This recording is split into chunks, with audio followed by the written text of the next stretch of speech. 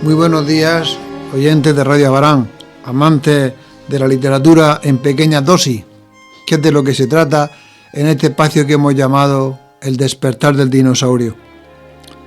Cercano ya el final del año, en este 2023 se han conmemorado, como siempre, algunas efemérides literarias, y entre ellas a los lectores de literatura en español nos interesan dos especialmente.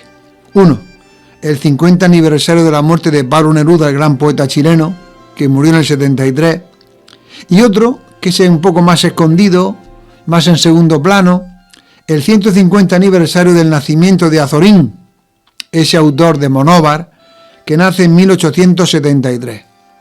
Azorín pertenece a la generación del 98, junto con Machado, Valle Inclán, Pío Baroja, Unamuno, pero es el autor posiblemente más escondido, y sin embargo leer a Azorín es una verdadera delicia. Azorín es un seudónimo de José Martínez Ruiz, por su nombre ya nadie le conoce, lógicamente.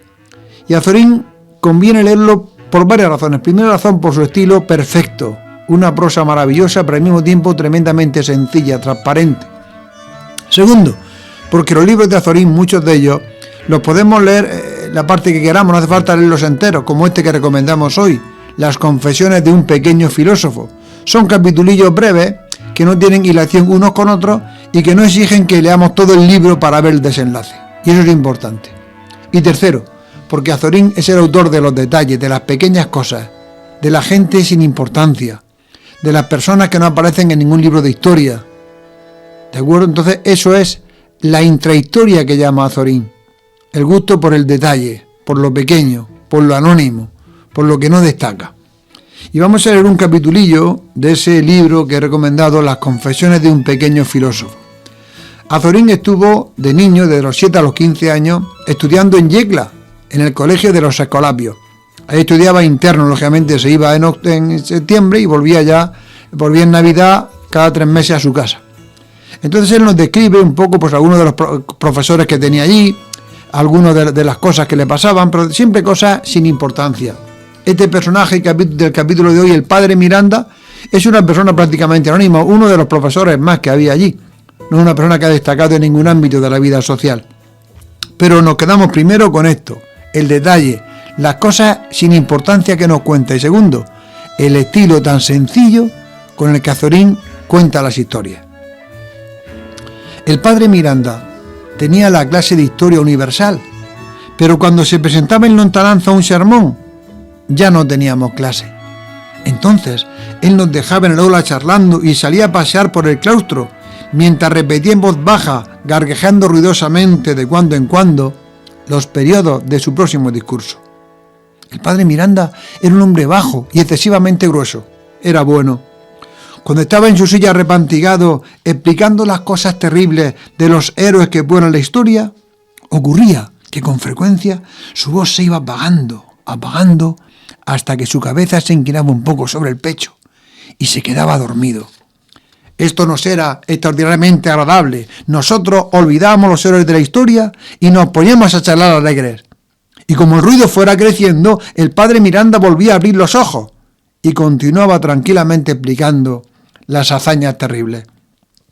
Fue rector del colegio 1 año o 2. Durante este tiempo el padre Miranda iba diezmando las palomas del palomar del colegio.